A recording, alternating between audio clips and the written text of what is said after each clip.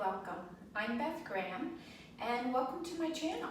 If you're new, click subscribe below and check out the other videos. I have a lot of videos with tips and I also have videos with short practices and longer hour practices. So, if you've been in a yoga class and the teacher has said, we're practicing Chaturanga Dandasana, or this is a vinyasa-based class, and you will be flowing. You're probably going to hit some Chaturanga Dandasana. This posture is greatly misunderstood. And why it's so misunderstood is people think it's all upper body strength, but it's actually using the entire body. So front core engages, the back glutes are engaged, the back of the core, and the front of the thighs are engaged. And then of course you're using arms, triceps, and pecs, and there's some stabilization of the shoulder blades. So to practice it safely and effectively, there's a lot going on. And this is where I say that yoga is a meditation, because you're thinking about all these different pieces of the puzzle that you're putting together in this pose, and you really don't have time to think about the email that you didn't send or what's going to be for dinner tonight, right? Okay, so I'm going to show you what I commonly see in group classes. So for Chaturanga, this is what I would perhaps see. Elbows going out, collapsing down. This is a connecting posture in vinyasa. And then somebody lifting up into upward facing dog. Okay? Does that sound maybe a little similar? And I know I was being really dramatic, but a little similar to what your experience is. So let's take a step back, because if this posture, Chaturanga Dandasana, belly in, a little bit movement of the heart forward as you look down, isn't happening for you in your body, then everything that you're doing is probably like you feel like you're making a lot of effort without gaining a lot of reward. And what we want are the rewards. We want to build the strength in our yoga practice and the mobility.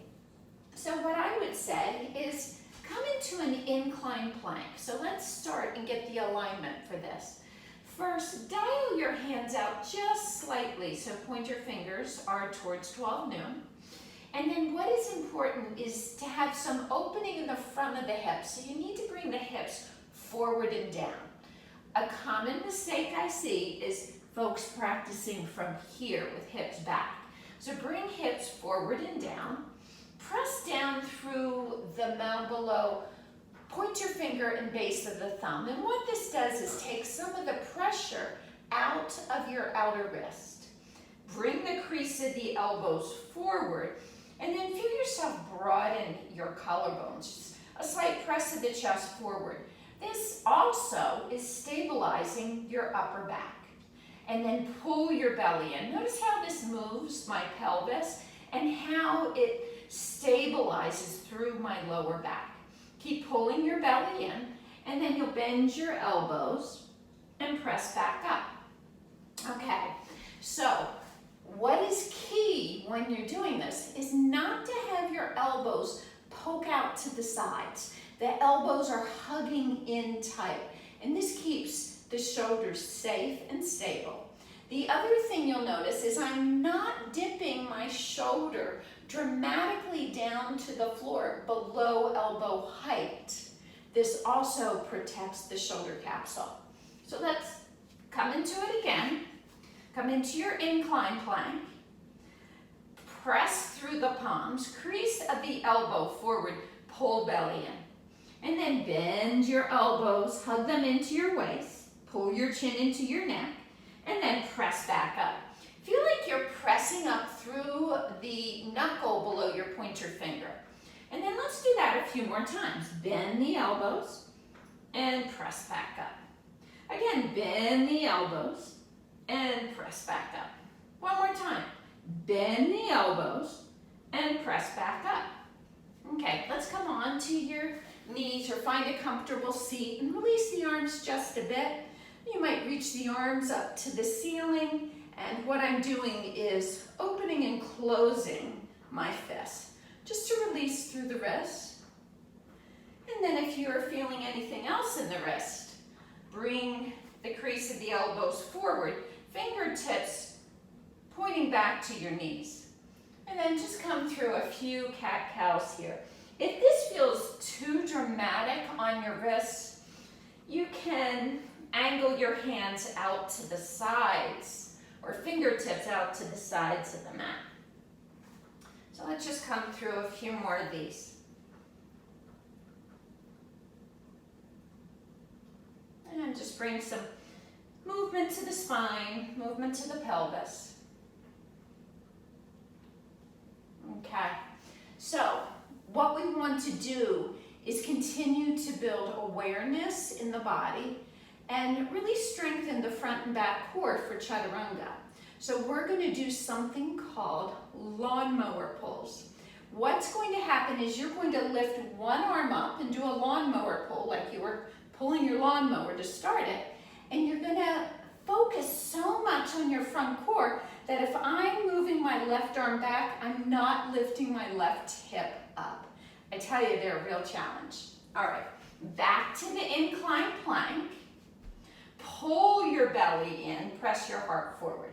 And then just give yourself a moment here. Take an inhale. I'm going to lower my feet. And an exhale. I'm going to stabilize, press down through my right hand, pull my front core in, lawnmower pull on the left, lower down, pull my belly in, front core in, lawnmower pull on the right, and lower down. Pull my belly in, tailbone down, and then left, pull belly in, lawnmower pull right. And then let's come forward, pull belly in, Chaturanga push-up, and then press your hips back to your heels, come into child's pose. So extend through the elbows, reach through the fingers, draw your chin in so your forehead comes down to the mat. Give yourself another inhale. And an exhale. Shift forward. So one more time into a high plank pose. Pull the belly in. Hug your outer hips in. So imagine you've got a yoga block between your legs. Hug that imaginary yoga block. Pull belly in. You'll ground through the right hand. Lawnmower pull left and lower down. Pull belly in tight. Lawnmower pull right and lower down. Chaturanga push-up. Pull your belly in, tight front core. Lawnmower pull left, you lower. Pull your belly in, lawnmower pull right, you lower. Pull belly in, hug your elbows to your waist, Chaturanga push-up, and then child's pose. Shift your hips back to your heels. And give yourself a moment, take an inhale. And an exhale. Feel your outer armpits soften to the mat. Let your outer hips release and just give yourself another moment in time here. And then you'll walk your hands back to your legs. And let's come into a full Chaturanga. And Chaturanga is a posture that you'll notice is mostly a transition. But even though it's a transition, so you're moving into Chaturanga Dandasana and then upward facing dog. Even though it's a transition posture, it is a posture in and of itself. So it's not something to rush through. And that's what I see so often is that students don't have the strength for the posture, so they mentally just sort of blow through it. They stagger through it to just get it done. But let's enjoy the moment that we're in. That's yoga, is be here now. When you're in Chaturanga, maybe you bring your knees down and modify so you can truly be in Chaturanga Dandasana. Okay, so if you'd like to practice the full posture, you'll start off in the top of a push-up, high plank. If you're working on building the strength, you'll come back to your incline plank. So pick what you'd like to do, pointer fingers 12 noon, ground the palms, so balance the weight distribution between inner and outer hand. Drive the thumb down, pointer finger down, and then feel the strength of the arms. Pull your ribs in from your shirt. Feel the strength of your front core. And then squeeze your glutes. Hug your outer hips in. Rock forward on your toes. Bend your elbows. Press back up. And that's your chaturanga. That's the posture.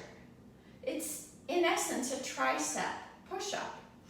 When you're doing the posture in a transition, you do chaturanga, and from that lowered state, you broaden your collarbones in your chest and lift into upward dog. So let's do that now. So, grounding the palms, high plank pose, belly and ribs in, hug your outer hips, hug your glutes. Rock forward on your toes, elbows hug your waist, chaturanga. Then pull forward and into your upward dog, broadening the collarbones and the chest. Okay, let's take a step back. So, did you notice when I went from chaturanga to upward dog that my hips and my legs did not touch the floor? Okay? So, in this posture, hands are on the mat, toes are on the mat. Exact same thing for your upward facing dog. So let's go back to it. All right, so high plank pose, shift forward on your toes, pull belly in, squeeze your glutes, lower through chaturanga, pull forward to your upward dog. So see, hands and toes, toenails, are the only things on the mat. From here, pike your hips up to your downward facing dog. In your downward dog, press the mat away with your hands. Lift your hips up high to the ceiling. Feel yourself press your thigh bones back. Now you can feel all this space on your front body. So pull your navel in, pull your ribs in. Give yourself another inhale and an exhale. Let's try it one more time. Lift up higher on your tippy toes. Shift forward to your high plank. Bend your elbows, chaturanga, hug the waist. Lift into your upward facing dog. Pull your belly in as you pike your hips and into your downward facing dog. Give yourself a few breaths, a few moments here, letting the head be heavy, relaxing the back of the neck. And then again, tighten front core as you lift your hips high. Stay for an inhale. And on an exhale, bring your knees down to the mat. And thank you. I can feel that my heart rate is elevated. And that's why yoga is so exhilarating. It's a great practice to build strength and mobility. So until next time, namaste.